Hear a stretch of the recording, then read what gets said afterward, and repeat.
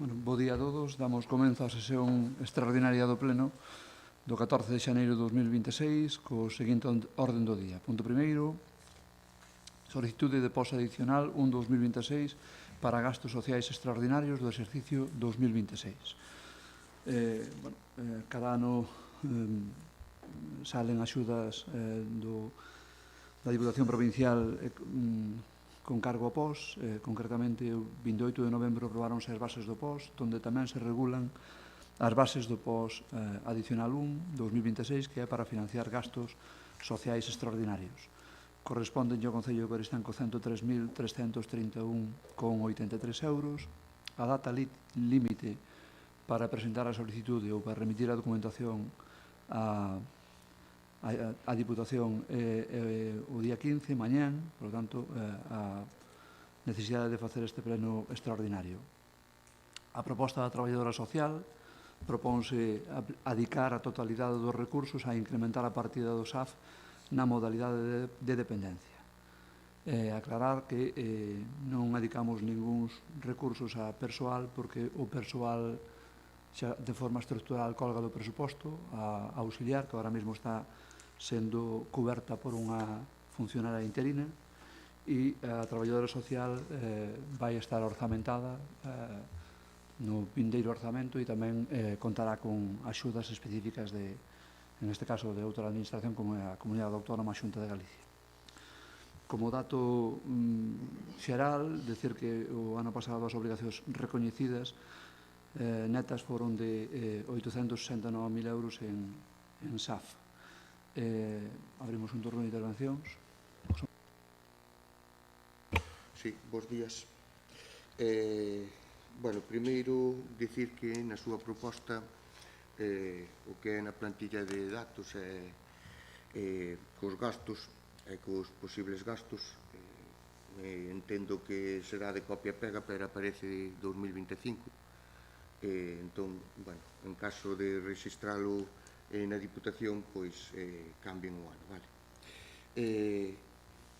En canto á súa proposta, vemos que a Diputación pois incrementa un pouquiño máis respecto ao ano pasado, uns 10.000 euros máis.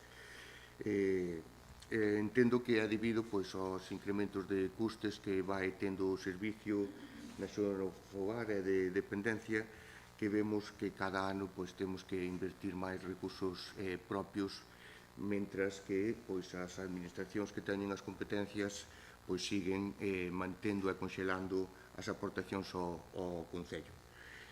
Benvida toda a axuda que recibamos de calquera administración, pero volvo a atender a man para parar unha vez por todas isto, porque estamos asumindo competencias que non son propias do Concello e que debemos dunha vez por todas exixir que aquelas administracións que teñen a competencia pois que asuman o custo e o servicio para atender aos nosos veciños e veciñas. Evidentemente vamos a votar a favor porque digo que calquera axuda é boa, nada máis.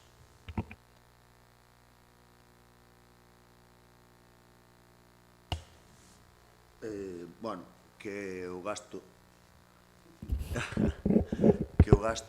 social pois é necesario, é imprescindible atender aos veciños, que o Concello ten unha poboación pois moi envellecida daquela. O que pasa é que, estamos nuns límites onde vai chegar un momento que os recursos que se destinan a eso, con todo, serán insuficientes. Haberá que gestionalos moi ben e, como di tamén o portavoz do Partido Socialista, pois que as administracións que teñen esa competencia, esa obriga, pois que tamén participen na parte que toca, porque senón vai ser totalmente insostenible a moi corto plazo. Votaremos a favor porque é necesario. Nada máis.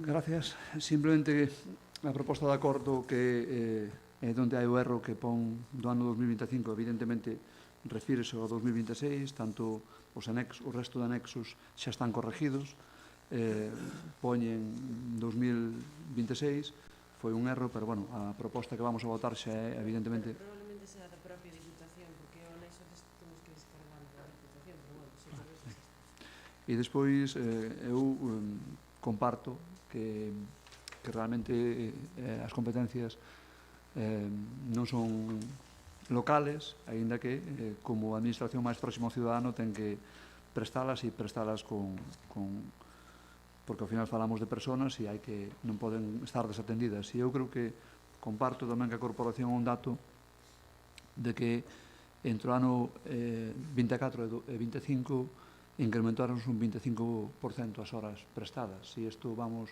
en esta línea de aumento de costos, con un 25% máis cada ano, desde logo chegaremos a un momento no que vai ser absolutamente insostenible.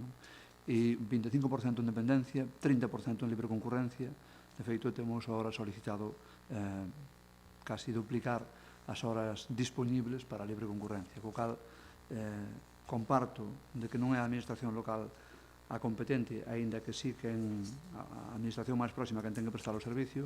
Por tanto, co resto de administracións refírome, según establece a lei, ao que é a administración autonómica e a administración nacional do Estado, son os que teñen que poñer os recursos para que isto se poida prestar. E por tanto, non sei se queres fazer alguna intervención, alguna observación.